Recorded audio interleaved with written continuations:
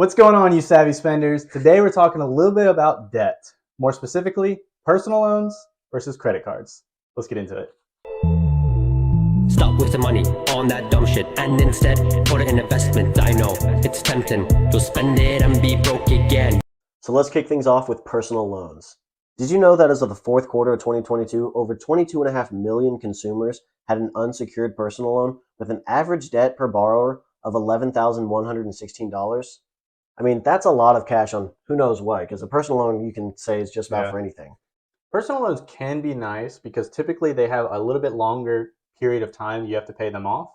However, their range of interest rates are pretty wide. Yeah. So you can see personal loans sometimes down to like 4 or 5%, all the way up to like 30, 40%. So it just depends, because personal loans are what's considered an unsecured loan or a non-backed loan. So for example, if you get a mortgage and you don't pay your mortgage, they take your house. They have something to get their money back. Yeah. A personal loan is just saying, look, I got a good credit score. You know I'm going to pay it back. Let me see some of the money. And so they don't know you're going to pay back, or if you don't, they really can't. They just lose out. And some of you may be wondering, why would I even get a personal loan if I have something like a credit card? Well, sometimes, your credit limit can be a little bit of a limiting factor there. So let's say you want to do some work on your house or something, and you're like, well, I can't afford to pay this person with, a credit card, and there's these fees that come along with it, and yada, yada, yada. It's past my limit. Well, you could go get a personal loan or something to do a lot of this work on your house. Or let's say you wanted to buy a little bit bigger of a purchase than you normally would that's past your credit limit. Well, personal loans can be good for that kind of thing. Yeah, so we never want to recommend just because you can't afford it on a credit card, you should get a bigger loan. That's not what we're saying. We're just saying that sometimes a credit card will be 25, 30%. You don't want to do a $20,000 tap out your credit limit on a 25, 30% loan, while a personal loan, you can maybe go to the bank or your local credit union, get an 8 to 10%. And if you really had to make that purchase for whatever reason, then you get a much better interest rate, much better terms normally, because you get a longer period of time to pay that back. So that could sometimes help you if you have to make that big purchase and not slap it all on an expensive credit card. Exactly. But switching over to credit cards, they are a pretty convenient tool. Can be a bit of a double-edged sword, though, because you got to think that there's over $1 trillion of credit card debt in America alone. While it's a great tool and can be a great tool in your arsenal, and like we've talked about in several videos, credit scores and everything being very important, it's a very dangerous game that a lot of people unfortunately fall victim to. And it's a massive amount of debt that some people can get into, and it's really hard to climb your way back out.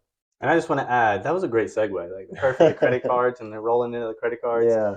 But honestly, think about credit cards like fire, because credit cards can be great. Fire, great, warm you up when it's really cold outside, you're stuck in the wilderness, it's a great thing. Oh, some marshmallows. You use it for the right purpose, it's a great thing. However, if you go and walk a few feet and stand in that fire, it is the worst thing. It'll light you up, it'll burn, you got years of pain, like yada yada. Same with credit cards. You're going to have a huge problem if you use those wrong. It's a great tool if you use it properly, a horrible, huge anchor if you use it improperly. So be very careful. That's the whole point we're trying to save you on. Please do your research. So yeah, guys, while credit card interest rates may hover around, 18 to 25% or something like that, so they can be pretty high, while, the personal loans, like we talked about, can, trickle down to 4 or 5%. That difference right there in just a month's payment alone can be drastic depending on what you've purchased with it. I mean, and over time, you could very well be looking at thousands of dollars saved with a personal loan over a longer term. So again, kind of being aware of what your options are can be super beneficial. So which one's right for you? Kind of like we said earlier, personal loans are typically going to be better terms. You're going to get a little bit lower interest rate, or sometimes a great really low interest rate in comparison to your credit card, depending on where it's at. And you're also going to get a better repayment plan, which you can stretch those payments out longer.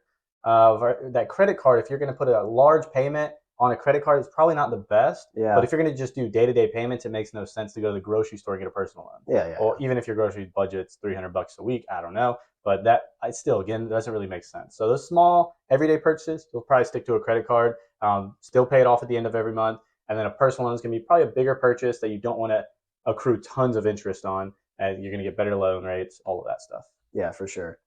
Now, keep in mind, guys, like we said at the very beginning, both of these are forms of debt. So be aware of the dangers of both, because both can be great tools, but both can be dangerous. Like we said, it's a double-edged sword.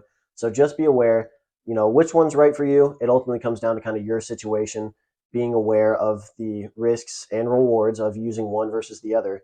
And keep in mind that we're going to have a video coming out soon about building a credit score from nothing. So keeping all that in mind can really make a difference because, like Ryan was saying, personal loan, you got that long period versus a credit card, you got that month. You need to pay it back off. And hey, if you're one of those ballers like, I got $100,000 limit and I pay my $50,000 purchase off that day, feel free to brag about it in the comments. Yeah. Hey, I'd be excited about that too. But just being aware of your options is very important, guys. And one of the biggest factors that we forgot to mention that's going to affect your interest rate is going to be your credit score. Yeah. And so if you have a terrible credit score and you get a personal loan, you're probably looking at that 30-ish%. So your credit score is important to take care of. So please stay tuned for that video that's coming out.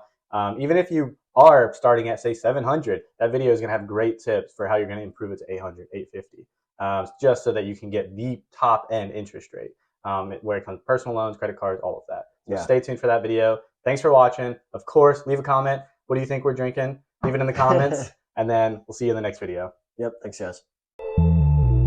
Stop wasting money on that dumb shit and instead put it in investment. I know it's tempting to spend it and be broke again.